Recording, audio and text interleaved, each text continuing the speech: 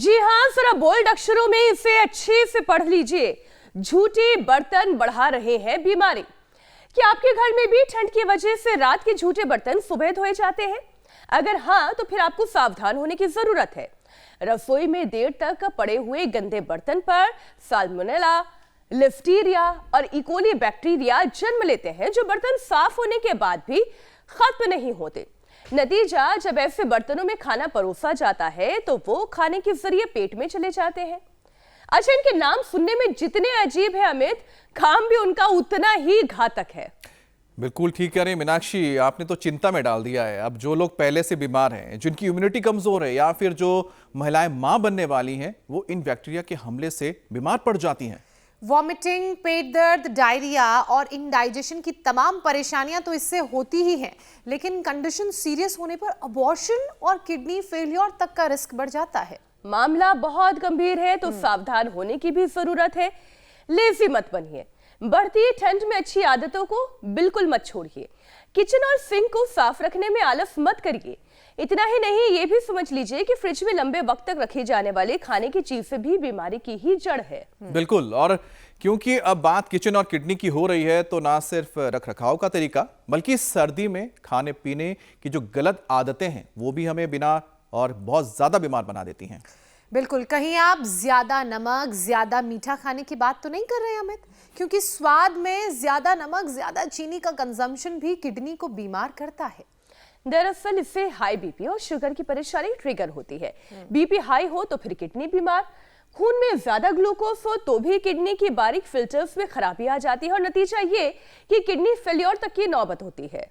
तो ऐसे में किडनी का ख्याल रखना बेहद जरूरी है, और ये कैसे होगा, ये बताने के लिए तो हमारे साथ योग गुरु स्वामी रामदेव जुड़ गए हैं। तो स्वामी जी हमें बताएंगे आखिरकार कैसे हम इस नई परेशानी से बच सकते हैं। स्वामी जी प्रणाम, बहुत बहुत स्वागत है। बहुत बहुत प्रणाम स्वामी जी, आपको भी।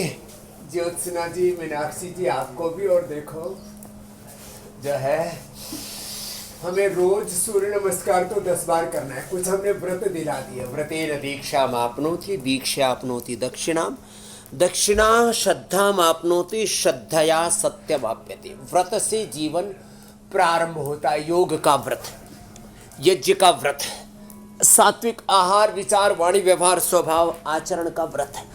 रोज सूर्य नमस्कार 10 बार, और जो इतना भी न कर सके, कम से कम भस्त्रिका, कपालभाति, अनुलोम विलोम, भ्रामरी, उद्गीत, 5 प्राणायाम, अपने अपने रोग के अनुसार 5 आसन। आज किडनी के लिए भी 5 प्रधान आसन बताने वाले हैं। और गोखरू के बीज से, जैसे सामान्य रूप से जौ से और तिल से, गूगल से हवन किया जाता है, गाय के घी से। गोखरू बहुत ही जबरदस्त है किडनी के लिए। ये मूली भी बड़ी जबरदस्त है, जड़ी मूली। एक तरफ सारी जड़ी बूटियां और एक तरफ ये मूली, इतनी जबरदस्त है। और सर्दी में खूब मिलती है। मूली खाएं, सलाद के रूप में मूली खाएं, भाजी के रूप में मूली खाएं। मूली की, गाजर की कांजी बना करके पहले खाते थे, सब भूल गए लोग, फिर से याद दिला रहे हैं। तो मूली का इस्तेमाल करना। मूली की भाजी, लौकी की सब्जी और जौ के आटे की रोटी। एक तो ये सूर्य नमस्कार, फिर ये 5 दंड बैठक की पावर योगा का तो सेशन हम रोज करवा रहे हैं। मूली की भाजी, लौकी की सब्जी, जौ के आटे की रोटी, फिर रिनोग्रिड तो हम बताते ही है। और आज ये बाईं तरफ पूरी औषधियां हमने उसी के लिए रखी हुई है। हमारे छोटे छोटे योगी भी आ गए, योगी बाबू भी आ गए। और इधर देखो, ये जड़ी बूटियां, ये मकोई, ये पुनर्नवा, ये कासनी, ये पत्थर चटा, ये पीपल, नीम के पत्तों का रस, फिर ये सब चीजें हम देते हैं। और ओहो, दाल में सब्जी तो मैंने बता दी, लौकी की भाजी बता दी, मूली की, ये बहुत ही जबरदस्त है कुलथ। पहाड़ में इसकी दाल खूब खाते हैं लोग। गौहर। इसलिए पत्थरों के बीच में भी रह करके पथरी नहीं होती उनको। ज्योत्सना जी अच्छे से जानती है, हमारी पहाड़ की बहन है। राजस्थान में भी स्वामी जी इस दाल के साथ ढोकली बनती है, बड़ा स्वाद आता है। वैसे स्वामी जी बड़ा ही अद्भुत यहाँ पर संगम है। एक तरफ पहाड़, स्वामी जी एक तरफ रेगिस्तान, एक तरफ डेल्टा समुंदर, और आप तो पहाड़ों में आप भी हैं।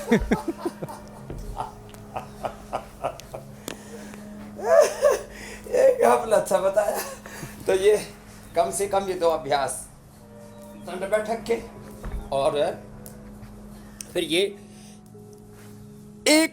ये मिश्र दंड, धीरे धीरे यूं और फिर तेजी से यूं, ऐसे, फिर ये ऐसे, और फिर थोड़ा तेजी से ये ऐसे ऐसे, लंबे लंबे श्वासों के साथ ऐसे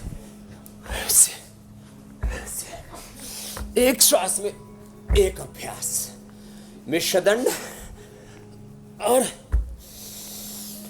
फिर ये साधारण दंड, ऐसे ऐसे, और इतना भी ना हो तो कम से कम 25 बार भुजंगासन।